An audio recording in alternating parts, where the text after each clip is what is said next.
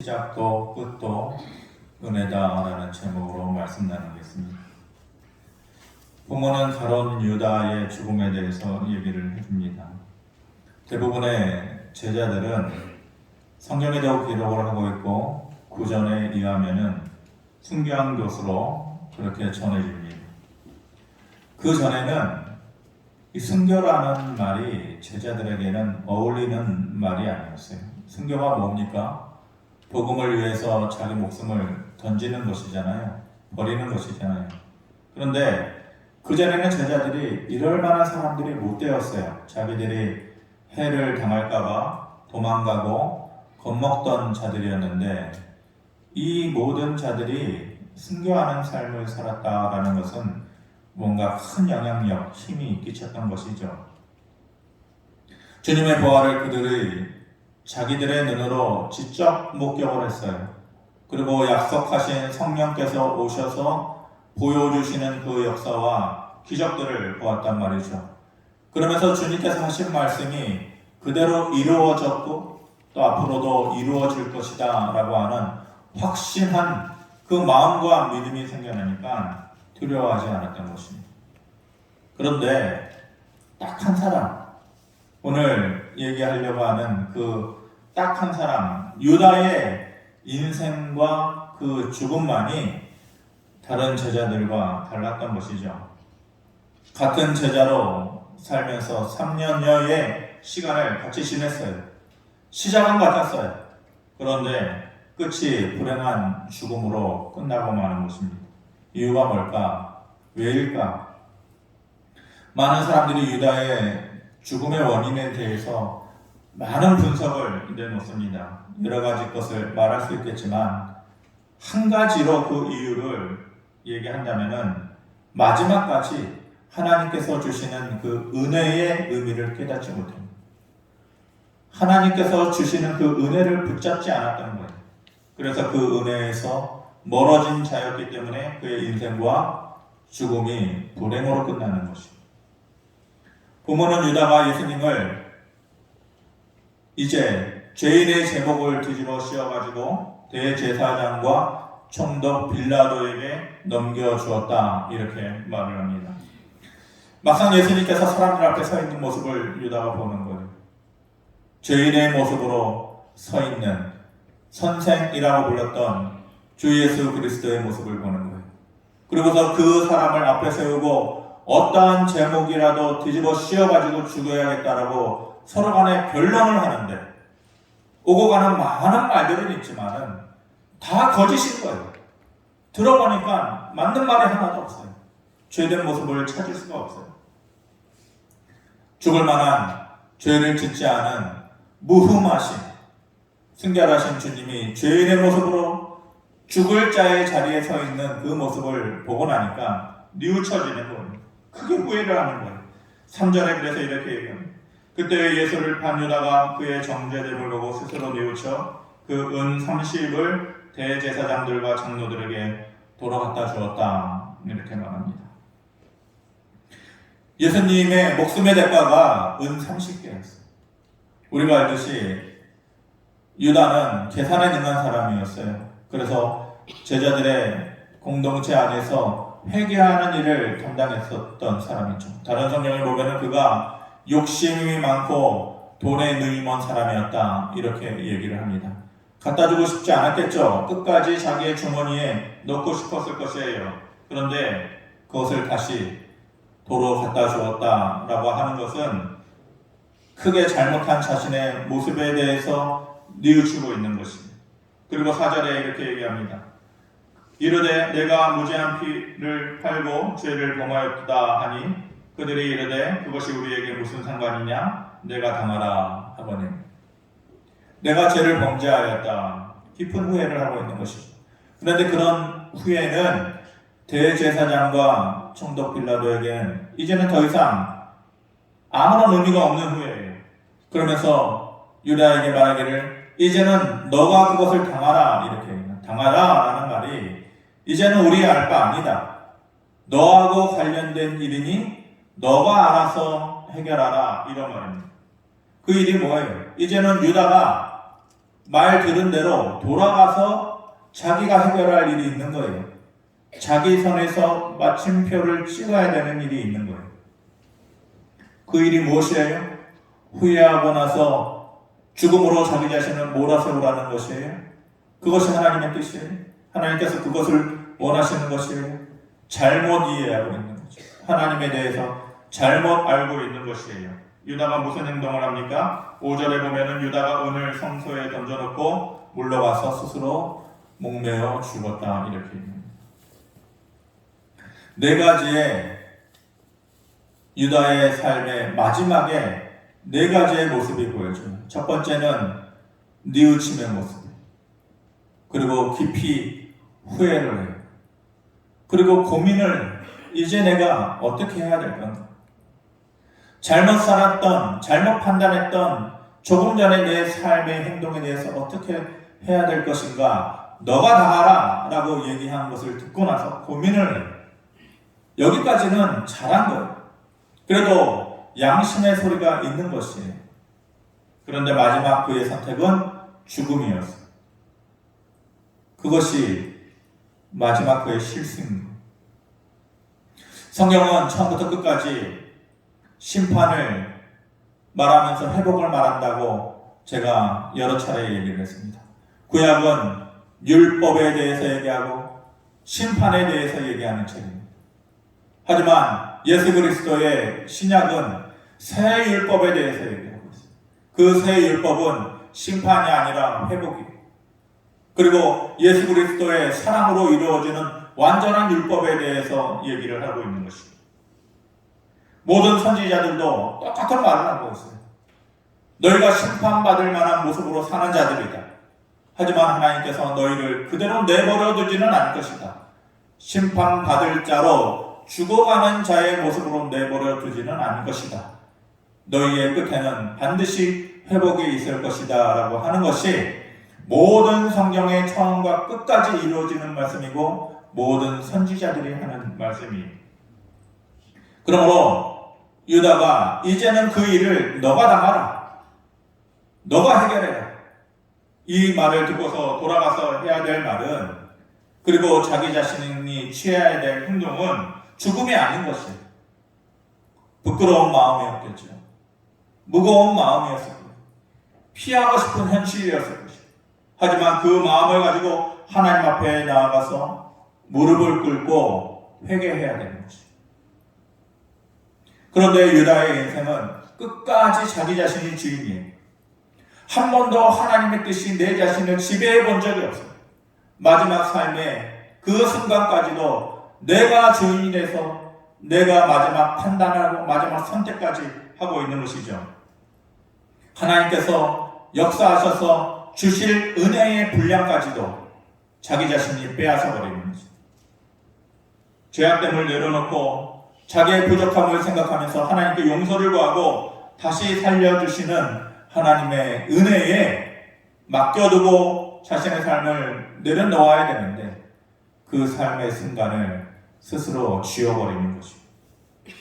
성도는 후회로 사는 사람 아닙니다. 성도는 후회로 살지 않고 회개함으로 사는 사람입니다. 후회는 과거의 잘못에 대해서 무거운 마음을 계속해서 남겨두는 것이에요. 그 흔적이 남아있는 것이에요. 그렇지만 회개는 하나님 앞에서 털어놓고 그리고 과거의 기억과 아픔을 깨끗하게 지워버리는 것입니다. 그것이 후회와 회개의 차이인 것입니다. 후회는 내 자신이 어쩔 수가 없어요. 후회하지만 그 흔적이 남아있어요. 하지만 회개는 하나님께서 그 흔적을 지워주시는 거예요. 후회는 아픔과 눈물이 남지만 회개는 그래서 감사와 기쁨이 뒤따르는 것입니다. 그래서 성도의 삶은 세상 사람들과 같이 후회로 사는 삶이 아닙니다. 성도의 삶은 하나님의 은혜를 기억하고 회개함으로 하나님께 내어던져버리고 맡겨버리고 과거의 잘못과 그 모든 슬픔의 흔적을 하나님께서 지워주시는 과정을 거쳐서 내 자신이 자유롭게 되어지는 것입니다.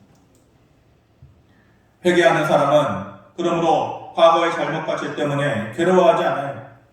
그 가운데에서 자유함을 누리는 것이에요. 그게 회개의 특권이에요. 회개가 가져다 주는 힘이에요. 영적인 힘이에요. 그 특권을 이미 하나님께서 예수 그리스도를 믿는 모든 자들에게, 우리를 포함해서 예수 그리스도를 믿는 모든 자들에게 그 특권을 주셨어요. 너희의 부족함과 잘못됨과 과거의 그 모든 과오들을 내가 지워주겠다라고 말씀하시는 것이 하나님의 말씀이고 뜻이에요. 세상 사람들은 후회를 하고 그 일을 자기가 해결해야 되잖아요. 누가 대신 해결해 줄 수 있는 사람이 없어요. 그래서 누구에게 찾아가서 그 일에 대해서 해결해 달라고 할 수가 없어요. 그 후회는 그대로 고스란히 자기에게 남는 것이에요. 근데 회개는 하나님께 나아가는 것이죠. 찾아갈 곳이 있는 것이죠. 그 문제를 해결할 곳이 있는 거잖아요. 그것을 지워줄 곳이 있는 것이잖아요. 하나님께서 그럴 능력을 가지신 분이잖아요. 그것이 세상 사람들의 삶과 성도의 삶의 차이인 것이에요. 그것이 은혜인데 유다가 그것을 깨닫지 못하고 있는 것이에요. 베드로가 주님을 배신했어요.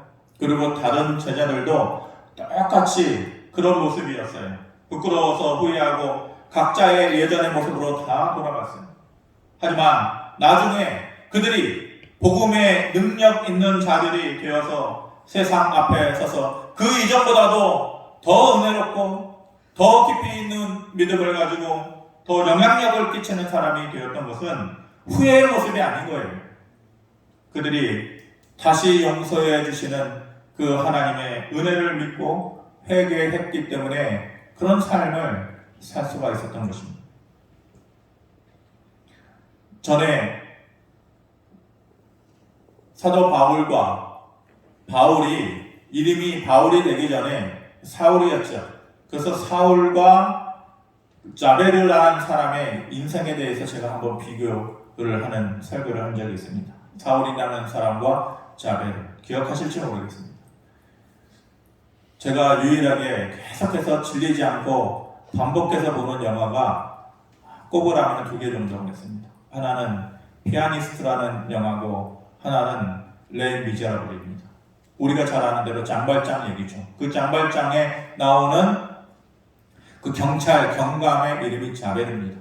과거에 한번 사울의 삶을 비교하면서 얘기했는데 오늘 유다의 삶의 마지막 모습을 보면서 이 자베르의 모습이, 그때는 사울과 자베르였는데 이번에는 유다와 자베르의 모습이 마치 필름이 2장이 하나로 겹쳐지듯이 그렇게 보여지는 것이죠. 자베르의 죽음도 똑같았습니다. 자베르의 인생의 목적이 무엇이었어요? 삶의 목적이 무엇이었어요? 법을 지키는, 그 법을 지키는 것이 최고의 선이에요. 그런데 눈의 가시처럼 보여지는 것이 장발장이에요.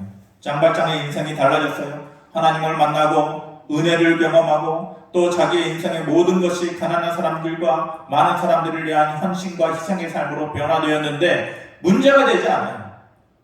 자베르에게는 아무 의미 없는 말이에요. 자기에게 가장 중요한 것은 잘못한 과거, 그것으로 인해서 법을 집행하는 것, 장발장을 다시 감옥에 집어넣는 것이 최고의 선이요, 자기 인생의 목표라고 생각하는 사람이었어요.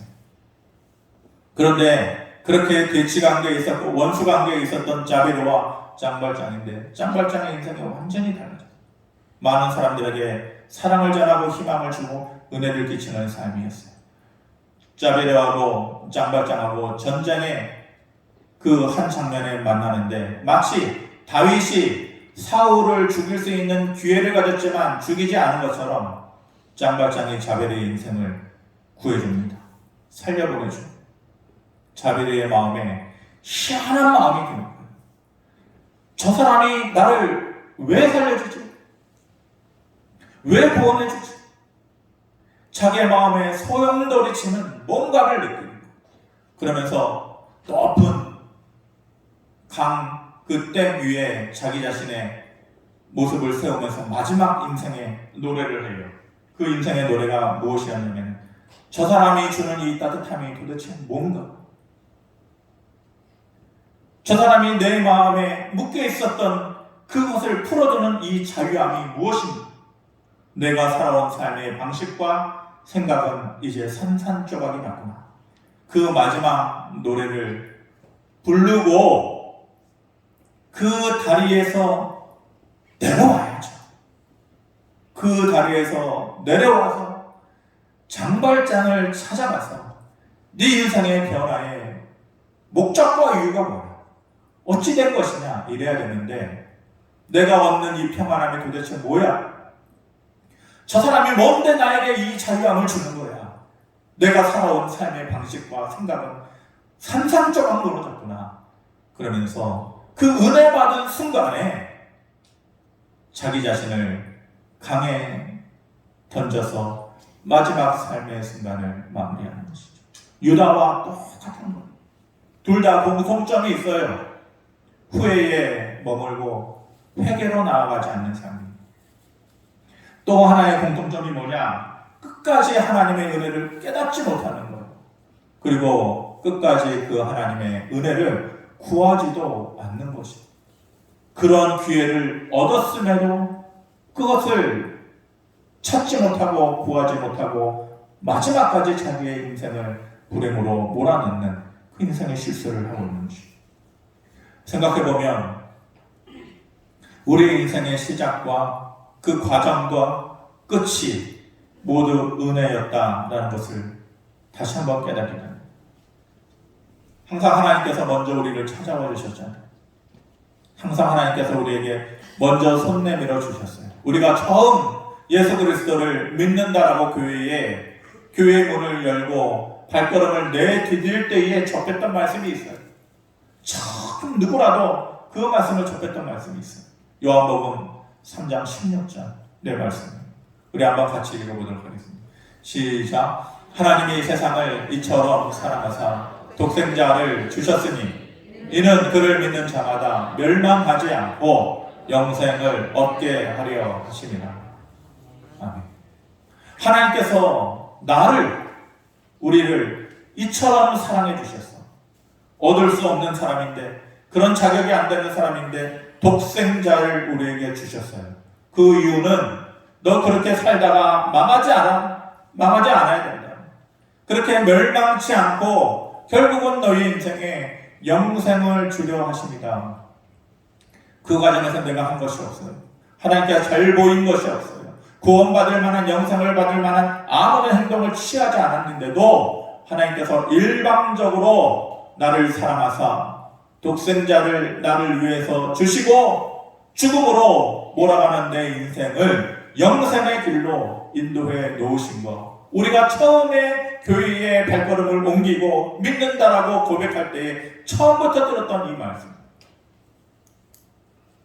이 감동이 아직 우리에게 있습니까? 이 말씀이 주는 그 깊이가 아직 우리에게 있습니까? 내가 이럴 만한 자격이 되는 사람입니까? 우리의 삶이 이런 가치가 있는 삶입니까? 그럼에도 불구하고 우리의 시작을 하나님께서 그 은혜로 시작해 하셨어요. 그 은혜의 시작이 있었기 때문에 여러분들이 지금 여기에 있는 것입니다. 사도행전 2장 21절에 누구든지 주의 이름을 부르는 자는 구원을 받으리라 하셨다. 누구든지 거기에 조그마한 자격 하나만 갖다 대도 여기에 예배당에 앉아 있을 수 있는 사람은 거의 없을 거예요. 근데 그 조건을 다 지워버리시고 누구든지, 그렇기 때문에 우리의 모든 믿음 생활의 시작은 온전히 하나님의 은혜로 시작된 것이에요. 시작이 하나님의 은혜였어요. 그리고 살아가면서 그 시작을 넘어섰어. 그 다음에 우리가 살아오면서 겪는 모든 일이 누리는 것도 은혜였어요. 삶을 돌아보면 주중에 신대원 때 같이 연을 맺었던 사람하고 통화를 하면서 벌써 그 전화를 끊고 나서 여러 가지 생각이, 벌써 이럴 때가 됐구나 싶은 생각도 들고, 이제는 과거의 모습을 떠올리면서 그때는 그랬구나, 나는 벌써 그런 얘기를 하게 되었네 라는 생각을 하게 되었습니다. 어려움을 겪고 그때 신전 다닐 때 누구라도 다 어려웠고 여러분들도 삶도 어려웠을 때였을 것이고, 근데 그 동기의 얘기 중에 한 가지 마음에 남아있는 말이 있었어요. 계속해서 그냥 일상의 얘기였죠. 그때 그랬었지, 힘들어가지고 먹지도 못하고 우리 그렇게 지냈었지. 그런데 그 친구의 얘기가 통장은 마이너스였는데 그런데 삶은 마이너스가 아니었어 이러더라고요. 여러분, 이 말의 의미가 곱씹어줘야 돼요. 통화를 마치고 나서 자꾸 그 말이 생각이 나는 거예요. 분명히 통장은 마이너스인데 삶이 마이너스가 아니더라. 그때나 지금이나 달라진 것은 크게 달라진 것이 없어요. 늘 통장을 보면은 항상 희한하게도 그때나 지금이나 똑같아요. 20만 원씩 30만 원씩 부족한 것은 똑같아요. 근데 계산으로 되어지지 않는 삶, 수학으로 되어지지 않는 삶, 통장은 마이너스인데 지나고 보니 삶은 마이너스가 아니더라. 그러면서 신명기 29장 그 말씀이 떠오르는 거죠.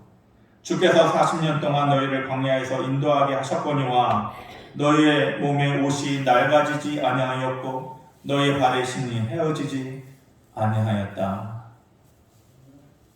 광야의 그 팍팍한 삶을 살면서 그 40년이라는 세월을 지나고 나서 돌아보니 옷이 낡아지지 않았다.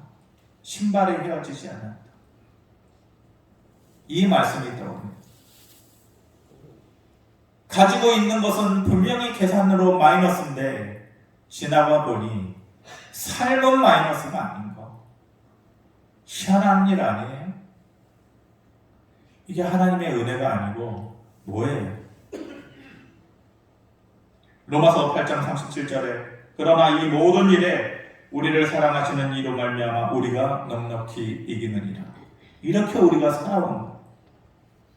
아무런 자격이 없는 자들이 일방적인 하나님의 사랑으로 독생자 예수를 받고 구원을 받는 은혜의 삶으로 시작하였고, 이 모든 일에 우리를 사랑하시는 이로 말미암아 우리가 알게 모르게 눈물 훔치면서 살아왔지만은 지나고 나니 흔적이 기억되지 않는 그 하나님의 능력과 은혜와 사랑으로 넉넉히 이기느니라. 이 말씀이 고개를 끄덕이게 하는 거예요. 그러니 우리의 시작도 하나님의 은혜였고 우리의 살아가는 삶의 모든 조각조각의 삶의 순간도 하나님의 은혜로 되어지고 있는 것입니다. 그리고 마지막으로 우리의 삶의 끝도 하나님의 은혜인 것입니다. 예레미야와 열왕기 하를 보면은 그 끝이 똑같이 끝나요.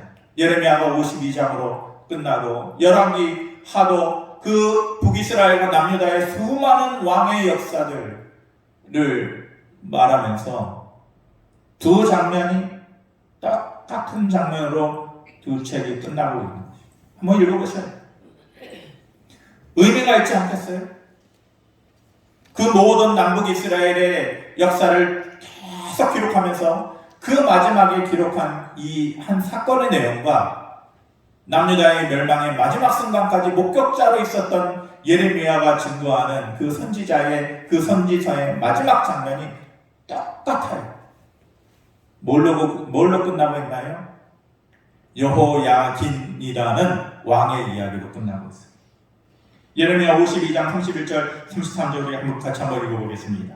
시작. 그가 유다의 여호야긴 왕의 머리를 들어주었고 감옥에서 풀어주고 그의 자리를 그와 함께 바벨론에 있는 왕들의 자리보다 높이고 그 죄수의 의복을 갈아입혔고 평생 왕의 앞에서 먹게 하였으며, 중요한 구문만 제가 중략하고 이렇게 31절까지 말씀을 새로 적어놓은 것입니다. 여호야긴이라는 왕이요, 그 남유다 왕의 역사 가운데서 가장 불행한 왕의 모습이었어요. 남유다의 마지막 끝은 여호야김, 그리고 지금 말하는 여호야긴, 그리고 마지막에 시드기야로 끝납니다. 그러니까 마지막에서 두 번째 왕이 여호야긴이에요. 왕으로 있었지만 단지 그 왕좌에 석 달만 있었어요. 그러니까 사람들의 눈에 봤을 때 실패한 왕이에요. 왕이라고도 할 수 없는 왕이에요. 석 달 동안 왕위에 있고 바벨론의 포로로 잡혀간 왕이에요. 왕일 수도 없고 왕이라고 인정받을 수도 없고 누구도 인정해주지 않는 그런 삶, 불쌍한 왕이 이 여호야긴이에요. 그리고 30년이 넘게 그 땅에서 포로처럼 죄인의 모습처럼 살아가던 왕이 바로 이 여호야긴이에요. 그런데 그 모든 남북 이스라엘의 끝을 마무리하면서 이 얘기를 하고 있어요. 남유다의 마지막 장면을 예레미야가 말하면서 이 얘기로 똑같이 끝내고 있어요. 왜일까요? 무엇 때문에 그럴까요? 제가 모든 성경의 내용이 심판을 얘기하지만은 뭘로 끝난다고 했어요? 결국은 회복으로 끝난다고 했잖아요. 그 얘기를 하고 싶은 거예요. 너희의 인생의 시작과 살아가는 삶의 모습 가운데 시작도 은혜요, 살아가는 삶의 모습도 은혜요. 그러면 끝은 뭐냐? 그 끝이 은혜다라는 것을 얘기해 주고 싶은 것이. 다시 한번 보면은 그 3개월 동안 왕위에 있다가 바벨론으로 쫓겨가고 포로된 그 여호야긴을 그 바벨론의 왕이 엘모로닥이 다시 감옥에서 그를 풀어주고, 그리고 다른 왕들의 자리보다 높여주고 죄수의 의복을 갈아입히고 평생 왕의 앞에서 먹게 해주었다. 뭘 얘기하고 있는 거예요? 회복과 높여주심을 얘기하고 있는 거죠. 여호야긴의 회복, 누가 꿈꾸었겠어요? 누가 기대했겠어요? 오로지 하나님의 은혜로 된 거예요. 그가 그곳에서 뭘 한 게 아니에요. 애쓰고 노력하고 살아보려고 전전긍긍하고 그게 아니에요. 온전히 하나님의 은혜로 이렇게 되어진 것입니다. 다른 사람들한테 손가락질 당하고 아무도 기대해주지 않고 그렇게 잊혀져가는 인생이라고 해도 그 안에도 하나님의 은혜가 있습니다. 우리의 삶의 시작이 은혜였고 살아가는 모든 가정 가운데에 우리를 사랑하신 그 하나님의 사랑으로 넉넉하게 이기게 해주시는 하나님의 은혜가 있었고, 누구도 기억해주지 않고 기대해주지 않고 기다려주지도 않고 예상하지도 않았던 삶의 모습, 그런데 그 삶의 모습 가운데 하나님의 은혜가 있었어요.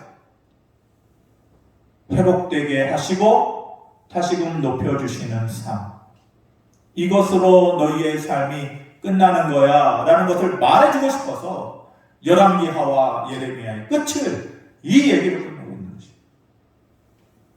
내가 다시 돌려놓을게, 내가 회복시켜줄게. 이것이 우리를 향한 하나님의 마지막 은혜인 것입니다. 우리 모두가 은혜로 시작했어요. 다 그렇죠? 깨닫는 자도 있고 못 깨닫는 자도 있겠지만 우리의 살아온 삶의 과정이 하나님의 은혜였어요. 그리고 우리의 끝이 하나님의 은혜로 끝나게 되어질 것이다. 반드시 하나님의 회복이 있을 것이다. 그런 기대하는 마음을 저와 여러분들이 새롭게 가지기를 바랍니다. 아무도 기대해 주지 않는다 할지라도 반드시 하나님의 그 회복의 은혜가 내 마지막 인생의 끝에 마침표처럼 지킬 것이다. 그런 믿음이 우리에게 있기를 바랍니다. 로마서 8장 31절의 말씀을 보고 마치겠습니다. 같이 읽겠습니다. 시작. 그런즉 이 일에 대하여 우리가 무슨 말하리요? 만일 하나님이 우리를 위하시면 누가 우리를 대적하리요? 하나님이 우리를 위하시면 누가 우리를 대적하리요? 우리를 향한 하나님의 은혜의 손길이 멈추지 않는다면 우리는 살 수 있습니다. 살아갈 수 있는 것입니다. 다시 일어설 수 있는 것입니다. 그 하나님의 은혜가 저와 여러분들과 여러분들의 가정에 넘치기를 주님의 이름으로 축원합니다. 고마우신 아버지 하나님, 시작도 돌아보면 하나님의 은혜였습니다. 내 뜻이 아니었습니다.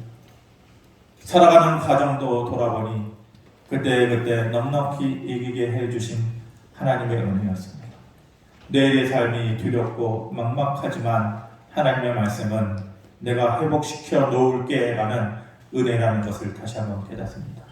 아버지 하나님, 오늘도 내일도 변함없는 은혜로 우리를 다시 살아가게 하시는 하나님의 손길에 우리가 다시 한번 목말라 합니다. 우리를 구원하여 주시고 은혜의 손길을 다시 한번 베풀어 주시옵소서. 예수 그리스도의 이름으로 기도하옵나이다. 아멘.